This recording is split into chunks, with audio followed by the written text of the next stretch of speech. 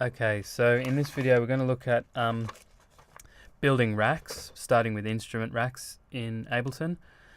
And we'll look at a few of the features, including macros, setting and inverting ranges, and how chains work. So let's start by designing a bit of a sound to begin with. So I'm going to go for like a short decay kind of plucky instrument. So I'm going to use Collision synthesizer this time. This is what it sounds like at the moment. I want the material to be softer with less upper harmonics and the decay to be shorter. I'm going to go a string sound because I kind of want that. Well, that's the sort of sound I think I want. Kind of mute string sound there. So I'm just going to give my mallet a bit more level, a little bit more high over here. This basically is the position where you're hitting the string. So hit a little bit away from the center towards the edge, just to give me a little bit of a sharper sound.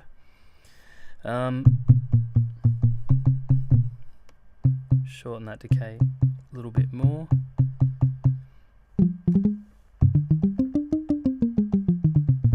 Okay,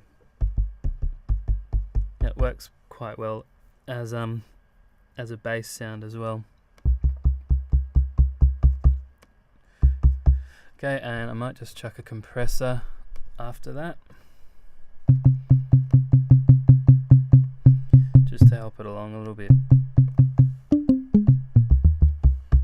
Alright, I'll leave that where it is for the moment. And okay, so let's get a couple more things in this chain, and then I'll show you how to turn it into a rack. So let's have a look at something a little bit different to audio effects. Let's have a look at MIDI effects. So MIDI effects affect the incoming MIDI, and they go before the instrument. So audio effects go after, and MIDI effects go before. So an arpeggiator will arpeggiate the sounds coming in. So if I play a chord, this is going to play each note of the chord in a certain order. So I'm going to play just a triad. So without the arpeggiator, that's what happens. I'm playing all the notes at once, and this is going to take the notes that I'm holding and play them one at a time. Okay, so let's set this up to see how we can get it to sound. So I'm not going to go through all the details of this. I'm just going to kind of pick some stuff that I think might work.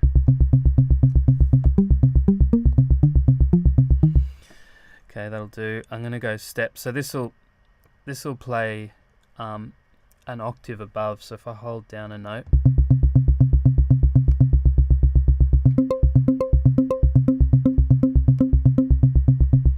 so I just want the one octave up.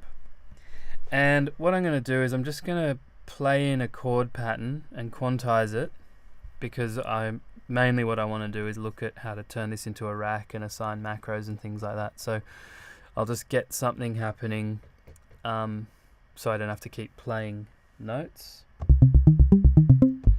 Okay, so I'll just hit record up here.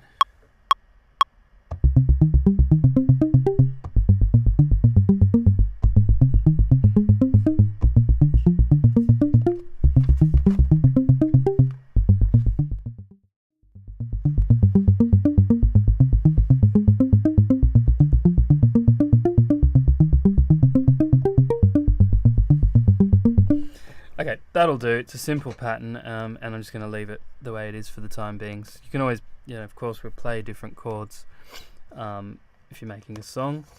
Let's start turning this into a rack. So select everything that's in the signal chain, and if you right click, you should be able to go to Group or Command G. So I'm going to group this to an instrument rack, and the only thing at this stage you'll notice is this little kind of handle at the front here. So what that's done, if I just double click each of these temporarily, that's going to make them smaller. These are the elements of the rack.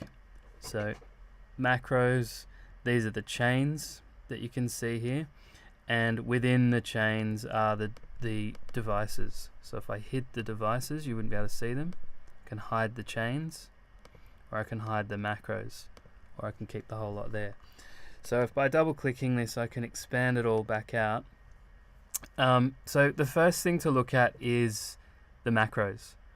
So I'm gonna have a look at a couple of things. I want to map a few of these parameters over to these macros. So let's hit play and listen to how these sound. And of course you would have a look at the instruments and you'd consider which are the more important parameters to map. So I'm going to have a go.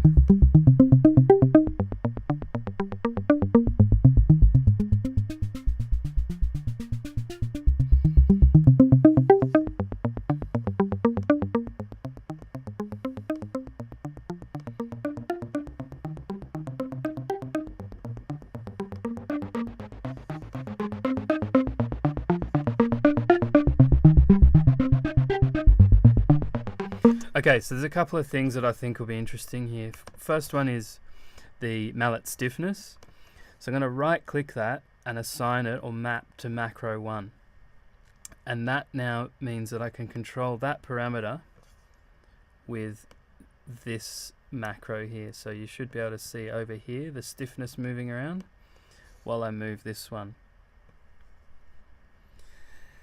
Okay, let's also map the noise. So let's have another listen.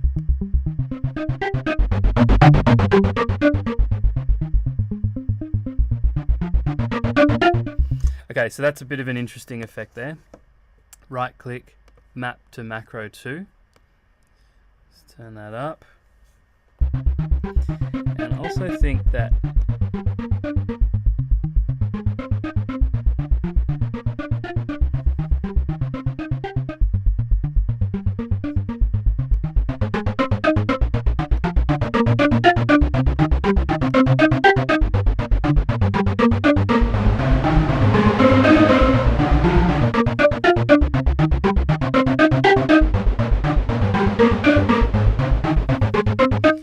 okay, so this release could be pretty interesting. So with noise up,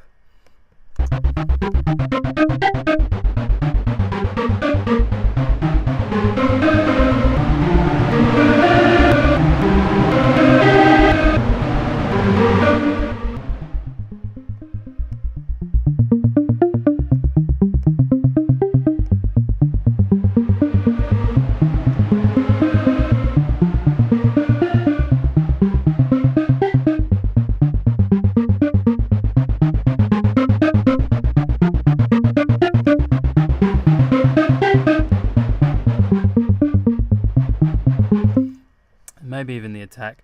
So let's have a look. Maybe I want the attack to be here instead. So I can right click this and remove mapping. So I'm going to map the attack here to macro 3 and the release to macro 4. Okay, so now with the noise up, I can shape how that noise.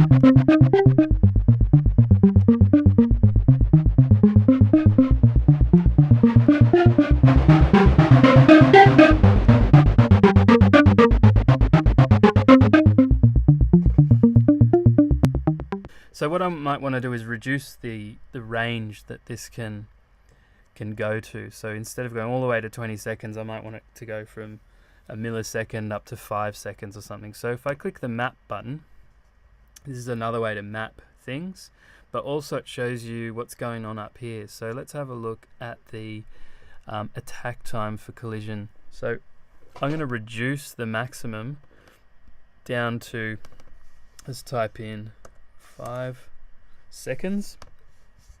And now when I turn this around, let's get out of mapping, the maximum is 5 instead of 20.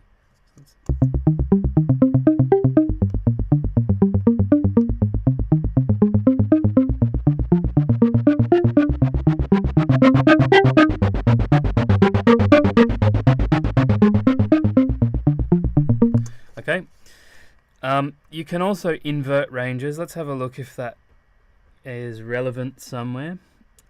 Let's have a play around with decay. So I'm going to map decay to 5, and let's turn noise off completely.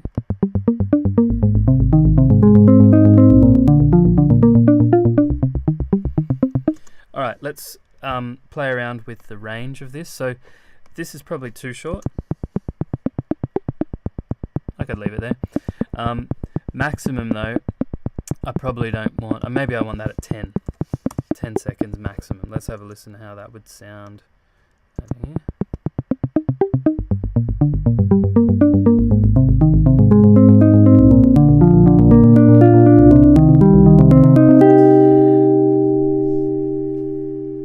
Now, just for an example, let's invert the range of something here. So let's just invert the range of this decay, just so you know how to do it. Just right click and invert range, and that just means now that that's short and this is long. And if I didn't want to do that, I could right click here and invert range. So there's a couple of things you could do, or many things you could do there by inverting ranges and controlling the minimum and maximum values, particularly when you're mapping two macros to one, or two parameters to one macro. Let's have a bit more of a look. If there's anything we want to do here sound wise.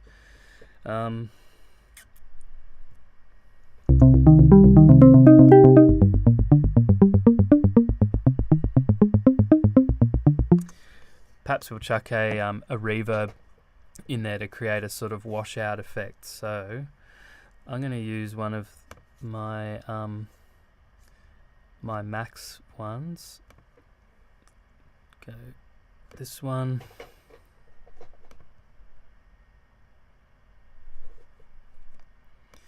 Just going to pick a preset and tweak it if I want to.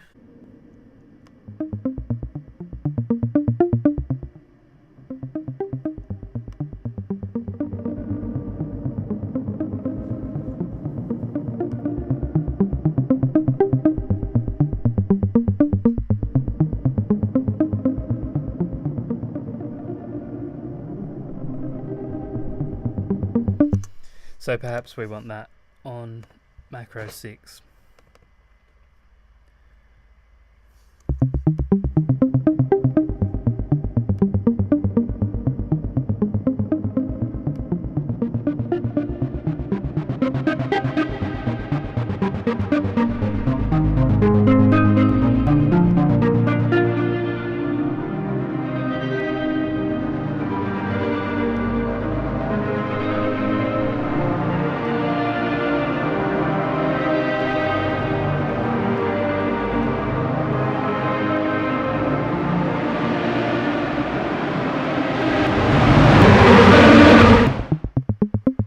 So pretty drastic effects there, particularly with these right up.